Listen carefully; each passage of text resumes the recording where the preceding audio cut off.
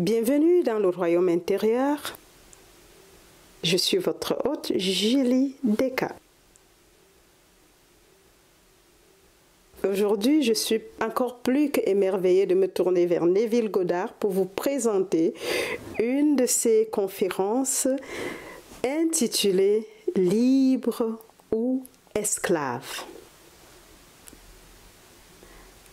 Traduction et narration par Julie Deka. Libre ou esclave. Je vous demande de partager vos expériences avec moi car elles encouragent tout le monde. Personnellement, je n'en ai pas besoin d'encouragement car j'ai fait l'expérience des Écritures, mais tous ceux qui n'ont pas fait l'expérience de la parole de Dieu ont besoin d'encouragement. Je fais la déclaration. L'imagination crée la réalité et je le pense sérieusement. Imaginez comme si c'était vrai. Je me fiche de ce que c'est. Vous pouvez imaginer que la chose la plus incroyable au monde est vraie. Et si vous êtes fidèle à cette hypothèse et que vous vivez dans cet état, cela se réalisera. J'en suis convaincue et je le sais par expérience personnelle. C'est pourquoi je vous demande de me faire part de vos expériences afin que je puisse les partager avec ceux qui viennent ici. En voici une dont on m'a parlé tout récemment. Ce monsieur a écrit: alors que j'étais assis dans mon bureau, je m'ennuyais et je pensais: il doit certainement y avoir un moyen plus agréable de gagner le double de ce que je gagne actuellement. Eh bien, je l'ai décidé sur le champ que je le ferai. Pendant quelques jours, j'ai imaginé avoir ce montant et puis, comme rien ne changeait dans mon monde, je me suis demandé si c'était vraiment possible. Immédiatement, j'ai arrêté la pensée et j'ai reconstitué la scène qui impliquerait que je gagnais 2 fois ce que je gagnais en ce moment. Je n'ai pas précisé quel était le travail, seulement l'argent en jeu. 2 semaines plus tard, un homme que je connaissais par hasard depuis 3 ans m'a demandé de venir travailler pour lui. Il n'avait jamais fait cela auparavant, mais il a insisté et lorsqu'il a mentionné le salaire, c'était exactement le double de ce que je gagnais. Je suis donc allée travailler pour lui.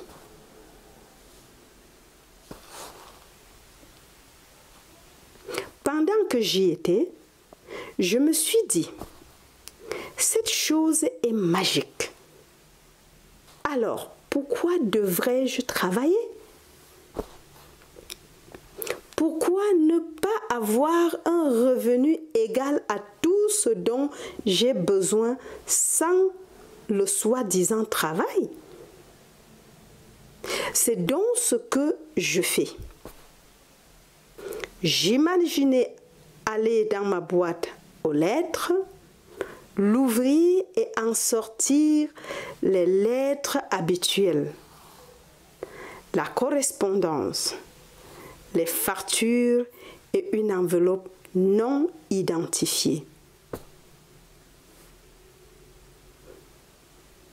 En arrivant chez moi, j'ai ouvert l'enveloppe et j'ai trouvé un chèque du montant dont je pensais avoir besoin pour une longue période sans travail.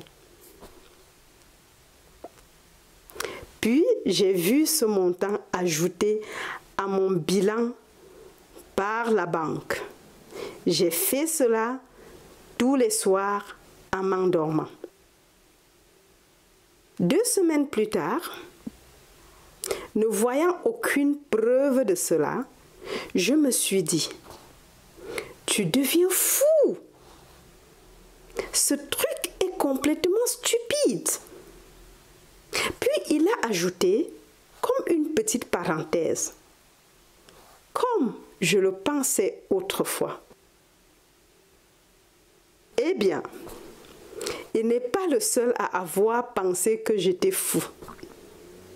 Même celui qui s'est réveillé dans les Écritures a été qualifié de fou.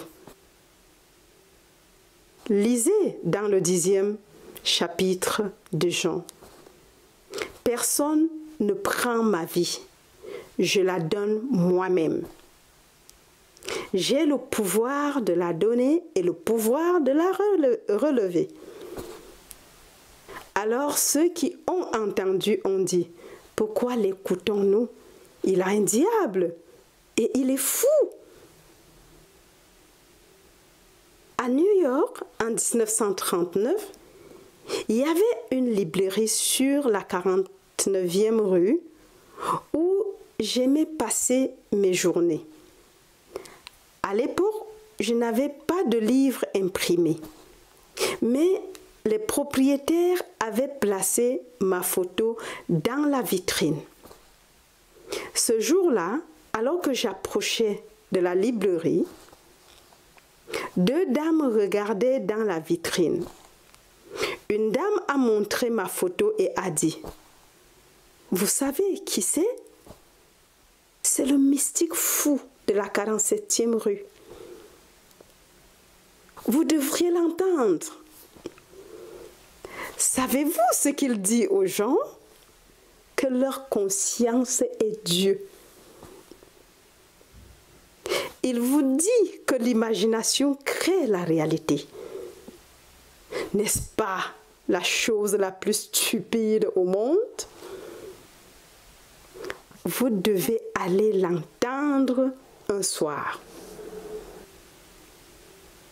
Cela s'est passé il y a de nombreuses années, mais maintenant, ce monsieur remet en question sa propre santé mentale comme il avait autrefois remis en question la mienne.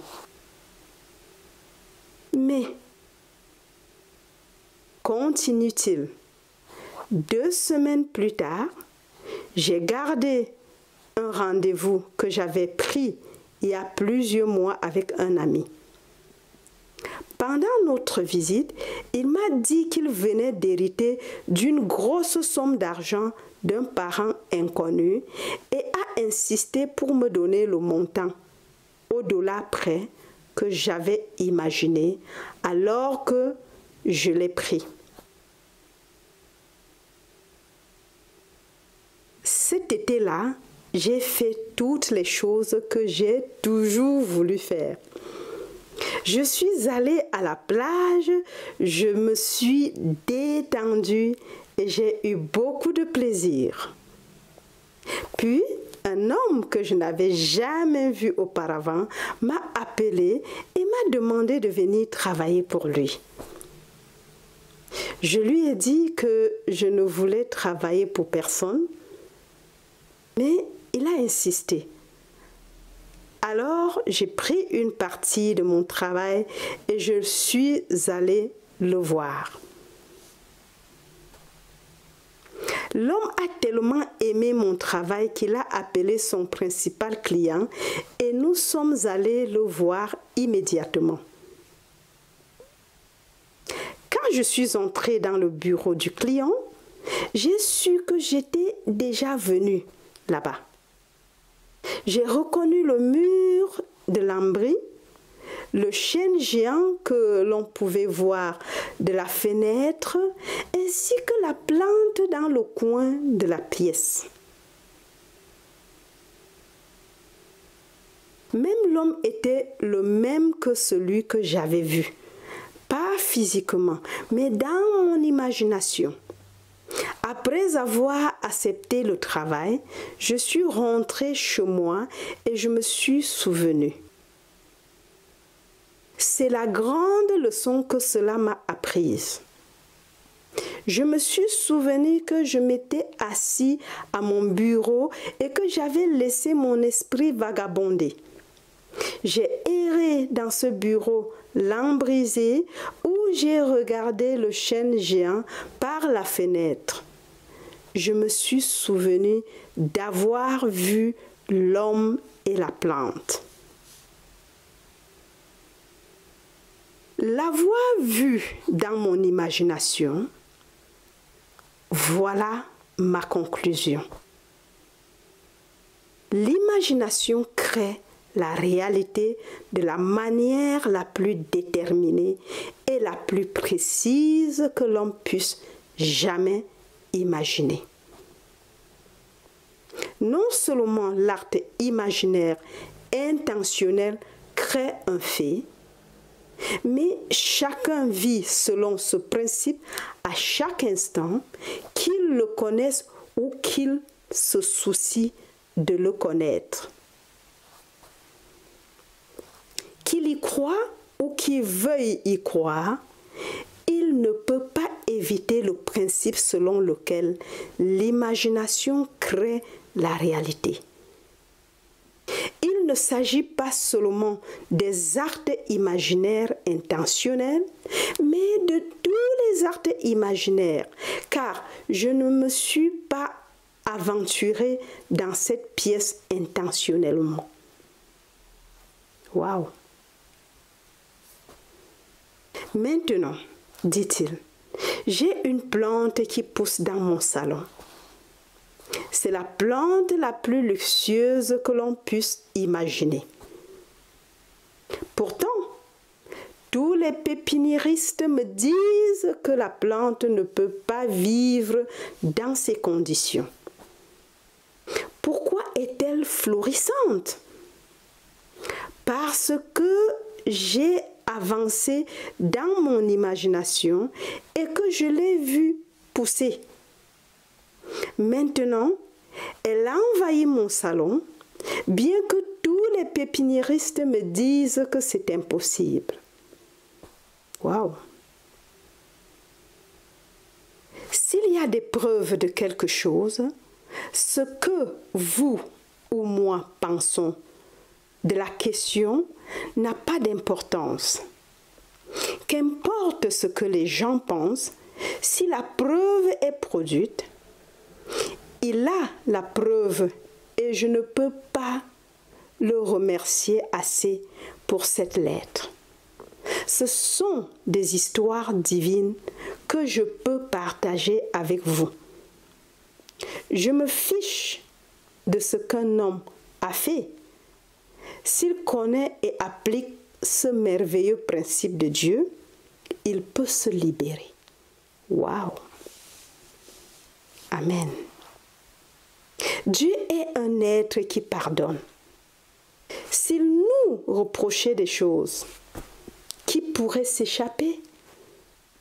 Peu importe ce qu'un homme a fait, Dieu est indulgent et pardonnera à tous parce que Dieu s'est fait homme pour que l'homme devienne Dieu. Mais souvenez-vous, nous sommes toujours en train d'imaginer et que votre acte imaginaire soit intentionnel ou non, tous les actes imaginaires deviennent des faits. Nuit après nuit, lorsque je me couche, mon œil imaginatif s'ouvre et je vois des mondes totalement différents de celui-ci. Et quand j'intensifie ma vue, je pars tiré comme un météore vers l'endroit que je contemple. J'entre directement dans ce monde et il devient aussi réel que celui-ci. L'énergie qui est l'imagination d'une personne est la vie elle-même. Elle anime tout dans le monde. Encore. L'énergie qui est l'imagination d'une personne est la vie elle-même. Elle anime tout dans le monde. Wow. Mon ami a laissé son esprit vagabonder et, comme il a fait, il est entré dans une pièce de théâtre, a pénétré dans une pièce lambrisée et a observé un homme, une plante et la vue d'un chêne depuis la fenêtre. 2 semaines plus tard, il entre physiquement dans la pièce. Dans sa lettre, il dit « Maintenant, je sais que tu enseignes la vérité, car la loi est la vérité et je te remercie de m'avoir appris à l'utiliser. » Je le remercie tout autant, sinon plus, d'avoir partagé avec moi afin que je puisse à mon tour vous raconter ces merveilleuses histoires. Nous passons maintenant à un autre aspect de cette pensée d'être libre ou esclave. Nous sommes tous des esclaves car tout le monde est né d'une femme. La femme appelée Agar dans la Bible. Ma mère est née Wilhelmina, mais elle est Agar. Ma femme s'appelle Katerina Villa, mais elle est Agar car elle a porté un enfant. Chaque utérus qui met un enfant au monde est la Agar biblique. Mais il y a un autre ventre appelé Sarah, qui vient d'en haut et qui apporte la liberté à chacun. Dans le livre de la Genèse, on nous dit que Abraham tomba dans un profond sommeil et, pendant son sommeil, une grande obscurité descendit sur lui et l'Éternel lui dit « Tes descendants séjourneront dans un pays qui n'est pas le leur.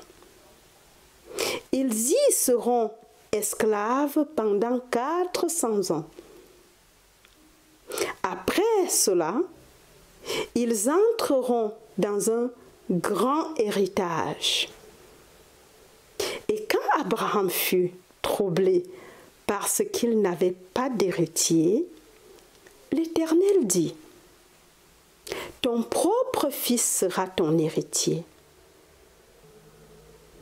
Alors Abraham a ri parce qu'il avait 100 ans et Sarah 90 ans et il avait cessé d'être avec elle à la manière des femmes. Or, cette même histoire est racontée dans le livre de l'Exode. Mais cette fois-ci, c'est 430 ans au lieu de 400. L'Éternel fit sortir d'Égypte les enfants d'Israël après 430 ans. L'hébreu est la plus grande langue du monde, non pas pour l'utiliser parmi les gens, mais pour exprimer les mystères de l'Écriture. Dans la langue hébraïque, chaque lettre a une valeur numérique et symbolique. Abraham avait 100 ans. Il s'agit de Koph. Donc, le symbole est l'arrière du crâne. Et le nombre 400 a la valeur symbolique du signe de la croix. C'est la 22e, la dernière lettre de l'alphabet hébreu, Tav. Nous sommes tous sur la croix, car le corps que vous portez ici est la croix que vous portez. Il n'y a pas de croix en bois. Oubliez toutes ces bêtises. Le Christ universel est crucifié sur votre corps. C'est là que le Messie, qui est Dieu lui-même, est crucifié. Je le sais par expérience. Je ne spécule pas. Tant que vous portez la chair, vous portez la croix et cela fait 400. Pas 400 temps comme vous et moi mesurons le temps, mais jusqu'à ce que vous enleviez votre croix pour la dernière fois. Lorsque votre voyage arrivera à son terme, vous recevrez la gloire de votre héritage céleste. Cela ne peut pas se réaliser en vous tant que votre vêtement de chair, votre croix, n'est pas enlevé. Et il s'arrête au bout des 400 ans. Waouh! Alors, pourquoi les 30 ans? 30 est le prix payé pour un esclave. Le prix d'un non libre était de 30 cycles d'argent. Le livre de l'Exode nous dit, si un bœuf, le symbole du Christ, doit écraser, mutiler ou tuer une chose, le propriétaire de l'animal doit payer au propriétaire de l'esclave 30 cycles d'argent. C'est le prix de la personne non libre. Tout le monde ici vaut 30 pièces d'argent. Lorsque le messager du Christ vient au monde et vous pousse ainsi, car 30 est lamet en hébreu, donc le symbole est un bouc émissaire et la 12e lettre de l'alphabet. À abandonner vos concepts traditionnels et à passer d'un Dieu de la tradition au Dieu de l'expérience, vous avez été mis au pilori et 30 pièces d'argent sont payées pour votre liberté. On dit que Judas a jeté les 30 pièces d'argent dans le temple appelé le lieu du sang. Le sang de qui? Le sang de Dieu. C'est le prix payé pour l'individu qui est tellement poussé qu'après avoir entendu qu'il doit abandonner sa revendication à tout le passé auquel il croyait et suivre un nouveau concept, une nouvelle interprétation de la parole de Dieu. Waouh! On nous dit, c'est une allégorie dans la lettre de Paul aux Galates. Or, Il n'y a personne dans les Écritures qui soit plus hébraïque que Paul. Il confesse: je suis de la tribu de Benjamin, un fils d'Abraham. Un Romain de nationalité, mais un Hébreu d'Hébreu. Il a persécuté ceux qui ont parlé, comme je l'ai fait cette nuit, jusqu'à ce qu'il ait la révélation. Il a persécuté tous ceux qui ont parlé, comme je l'ai fait cette nuit, jusqu'à ce qu'il ait la révélation. Puis, il est devenu un grand professeur de cette façon.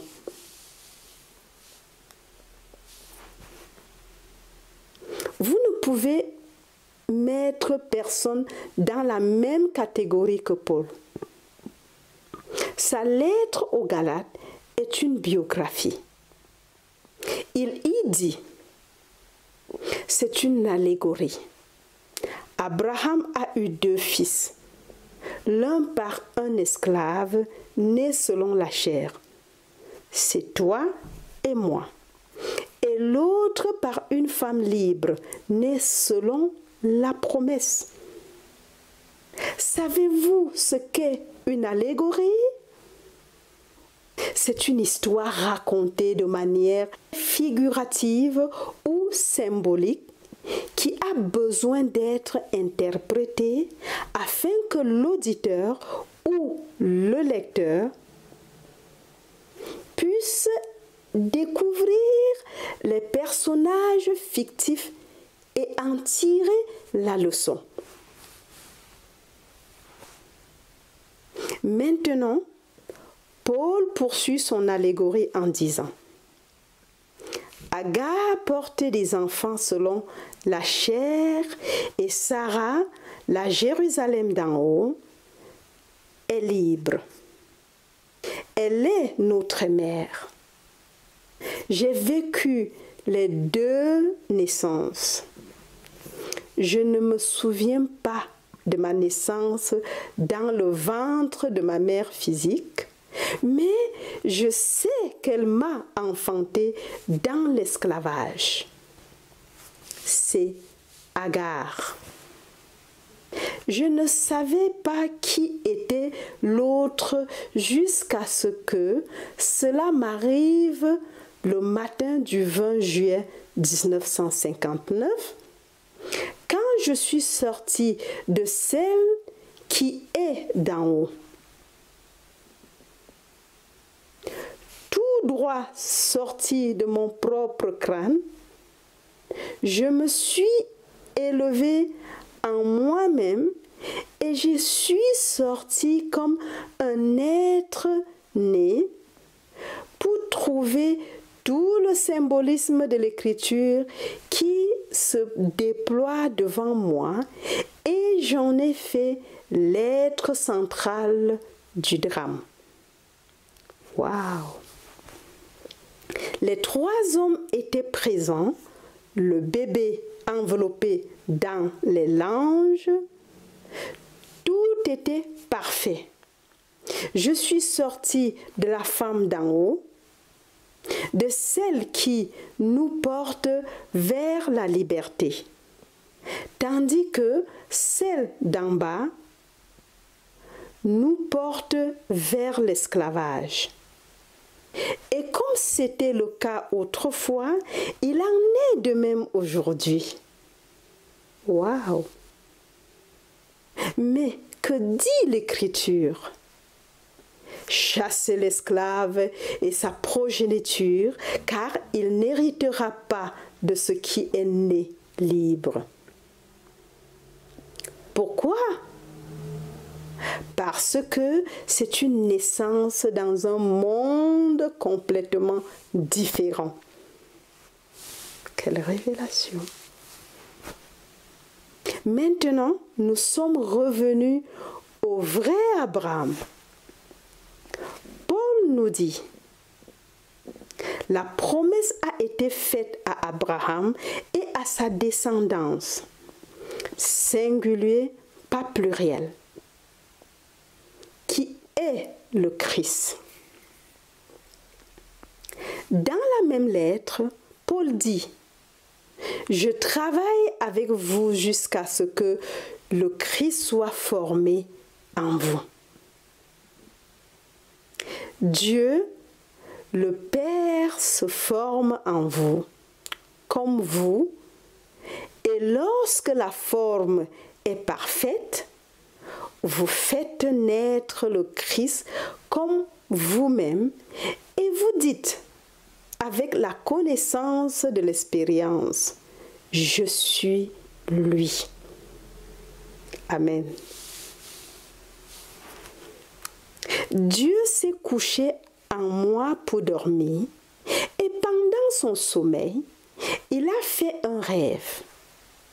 Il a rêvé qu'il était moi et lorsqu'il s'est réveillé, je suis lui. Comment l'ai-je su? Par la révélation. David, dans l'esprit, m'a appelé Père et Dieu a dit à David, « Tu es mon fils, aujourd'hui je t'ai engendré. » Quand le Fils unique de Dieu m'a appelé Père, j'ai su qui j'étais. Il n'y a pas d'autre moyen pour que je le sache. Waouh! Je vous le dis donc dans l'espoir que vous me croyez et que vous partagerez vos expériences avec moi. Cette merveilleuse lettre vient d'une dame.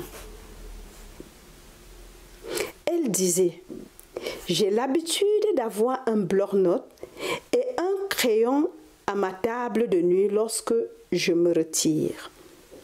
Ce matin, je me suis levée, j'ai amené Dusty à l'école et je suis retournée faire le lit quand j'ai découvert que des écrits sur le bloc-notes.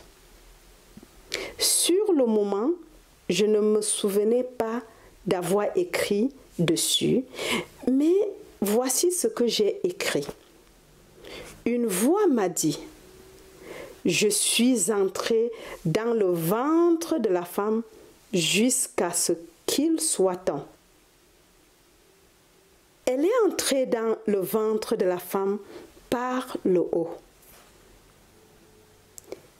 Qu'elle ne soit pas trop longue à être libérée. Elle a vécu des expériences merveilleuses, mais je ne sais pas quand. Personne ne le sait, pas même le Fils, seulement le Père en elle. Le Père dort en tous, et lorsqu'il sort, le Christ devient réalité. Alors, êtes-vous libre ou esclave? Si vous connaissez la loi de Dieu comme ce monsieur, vous pouvez être aussi libre que le vent. Imaginez un homme assis à son bureau qui envisage de doubler ses revenus et sortir de nulle part un homme qu'il a vu chaque semaine pendant 3 ans est l'instrument par lequel ce doublement se produit. Amen. Malgré cela, il veut quelque chose de plus. Il ne veut pas travailler. Il garde donc un rendez-vous qu'il a pris des mois auparavant avec un homme qui vient de recevoir un héritage d'un parent inconnu qui insiste pour qu'il le partage avec lui. Il lui demande alors un chèque pour le montant exact qu'il a retiré de son enveloppe non identifiée sur une période de 2 semaines.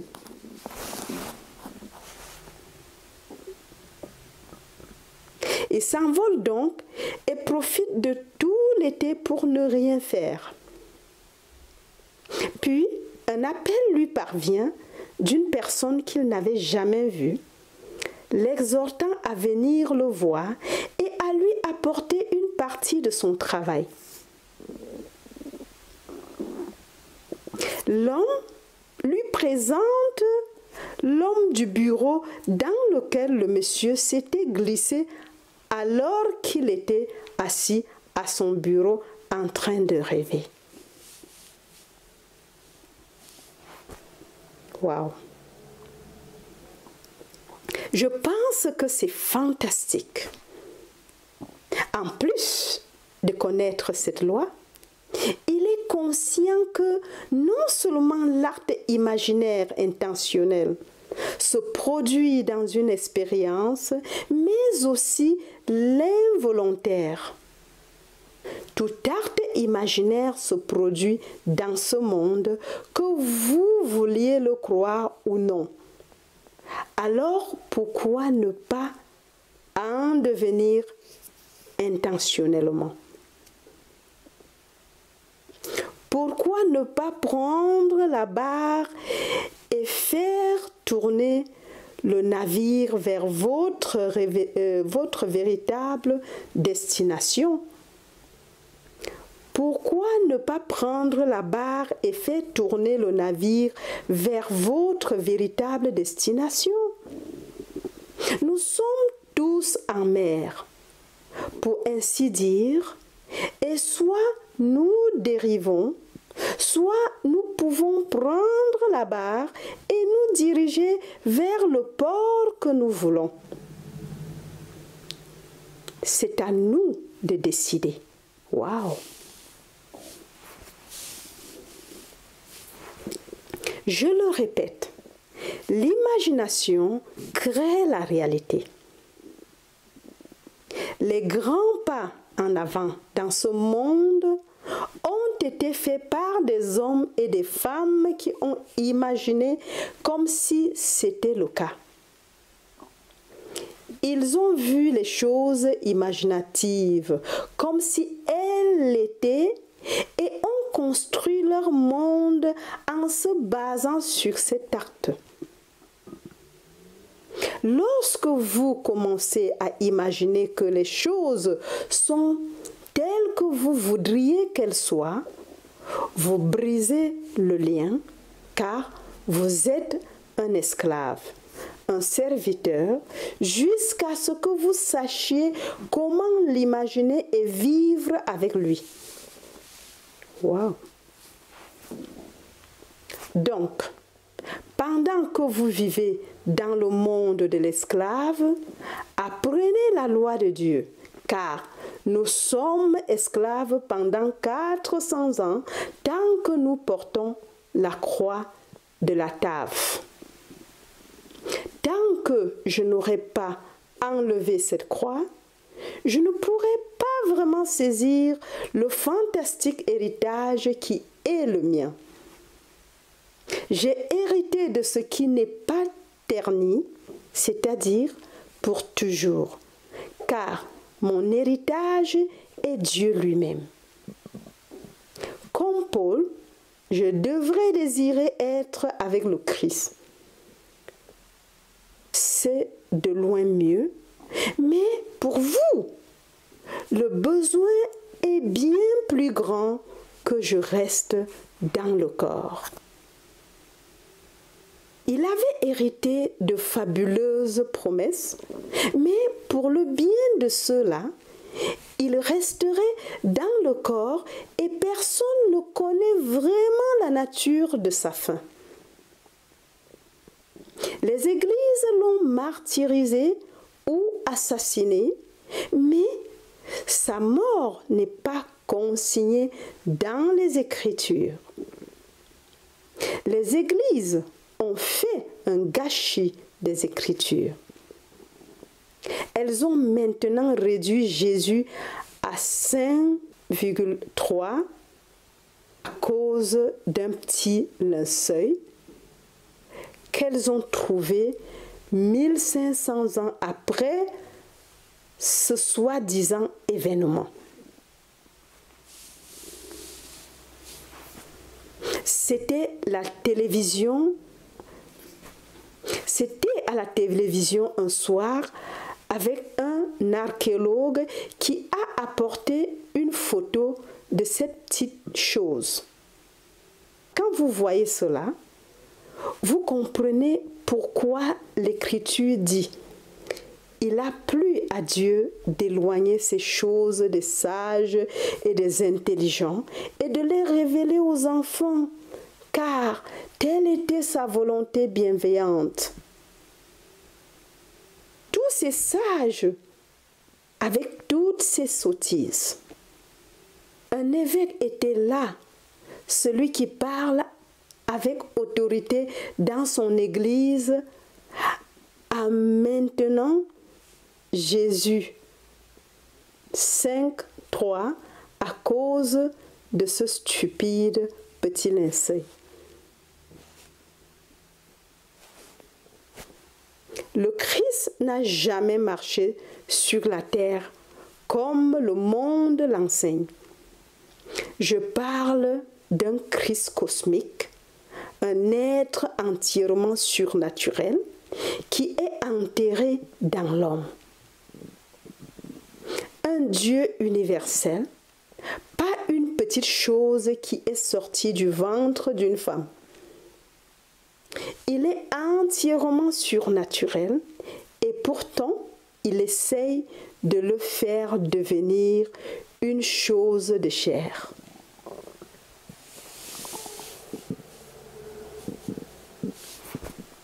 Paul a mis en garde les Galates contre ce dicton. Pourquoi êtes-vous si insensés?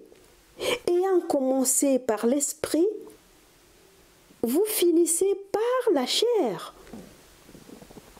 Mais ils le lisent et ne le voient pas. Ils ont des oreilles et pourtant ils n'entendent pas. Vous ne saurez jamais que vous êtes lui jusqu'à ce que son fils apparaisse et vous appelle Père. Alors seulement vous saurez qui vous êtes. Waouh! Choisis cette nuit qui tu veux être, libre ou esclave. Je te le dis, tu peux être tout ce que tu veux être. Je me fiche de ce que le monde vous dira. Ne me croyez pas fou, comme le monsieur l'a fait un jour et les dames à New York. Je ne suis pas fou. Je vois le monde, des mondes que personne ne voit. Je communie avec les États et leurs occupants. Je communie avec Blake. Nous sommes séparés par 200 ans, mais nous sommes si étroitement liés à la tapisserie du temps. Je rencontre des personnages qui semblent être si loin dans l'histoire du temps, mais ils ne le sont pas. Pas pour moi, en tout cas. Nuit après nuit, alors que je suis allongée sur mon lit, je vois ce que je ne devrais pas voir. Ensuite, j'intensifie un rythme que je ressens en moi et je vais directement dans la scène pour l'explorer. Waouh! Je vois des mondes tout aussi solidement réels que celui-ci et j'y enseigne. Où que j'aille, j'enseigne toujours. Je leur dis la parole de Dieu. Et ils m'attendent. J'ai des foules qui m'attendent. Je vais, je leur enseigne et je reviens ici. Peu importe où je vais, je fais l'œuvre de Dieu, car lorsqu'il m'a embrassé, j'ai été envoyé. Amen. Au moment de l'étreinte, je suis devenu un avec Dieu et je peux dire avec Paul, ne suis-je pas libre? Ne suis-je pas apôtre? N'ai-je pas vu Jésus notre Seigneur? C'est la seule qualification pour l'apostolat. Et qu'est-ce qu'un apôtre? Celui qui est d'abord appelé, embrassé et incorporé dans le corps du Christ ressuscité et envoyé. Non seulement envoyé ici, mais j'ai d'autres brebis qui ne sont pas de ce bercail. Les autres ne sont pas nécessairement à New York ou à San Francisco où je me rendrai l'année prochaine. Non. Il y a des mondes à l'intérieur, des mondes à l'extérieur qui m'attendent et je vais y enseigner. Et j'y vais enseigner. Cela peut sembler aussi fou qu'un chapelier, mais cela ne fait aucune différence pour moi. Si c'est de la folie, alors je suis tout à fait d'accord. Mais je vous le dis, si vous connaissez et vivez selon la parole de Dieu, vous découvrirez qu'elle rapporte d'énormes dividendes. Elle ne vous décevra jamais. Si après que vous avez imaginé, le doute apparaît, jetez-le. Vous l'avez fait. Et rappelez-vous que non seulement tous les actes intentionnels se réalisent, mais que tous les actes non intentionnels sont tout aussi créatifs. Ainsi, lorsque les petits désagréments inattendus se produisent, ils ne peuvent pas se produire tout seuls. Ils ont été créés par un acte imaginaire qui est maintenant oublié et ne peut subsister que tant que vous les soutenez par un acte imaginaire. Et lorsque les désagréments cessent de recevoir votre soutien, ils disparaissent. Waouh! Je reprends. Alors, lorsque les petits désagréments inattendus se produisent, ils ne peuvent pas se produire tout seuls. Ils ont été créés par un acte imaginaire qui est maintenant oublié et ne peut subsister que tant que vous les soutenez par un acte imaginaire. Et lorsque les désagréments cessent de recevoir votre soutien, ils disparaissent. Maintenant, allons dans le silence. Waouh, waouh, c'est merveilleux de comprendre la femme libre, Sarah et l'esclave Agar. Waouh! Quelle révélation! Merci Neville. C'est merveilleux de comprendre les Écritures. Surtout quand on les a lues pendant des années sans comprendre, sous l'interprétation ecclésiaste ou ecclésiastique. Ça libère quand on comprend la vérité. Waouh, merci Seigneur pour la liberté. Merci de savoir que l'imagination crée et que nous sommes libres de créer, dont la pauvreté est un choix. Waouh, merci Seigneur. Je suis émerveillée, émerveillée, émerveillée. Plongée dans la présence de Dieu. Merci, merci, merci, merci. Alors, merci de m'avoir écouté jusqu'à la fin. Et si vous n'êtes pas encore abonné,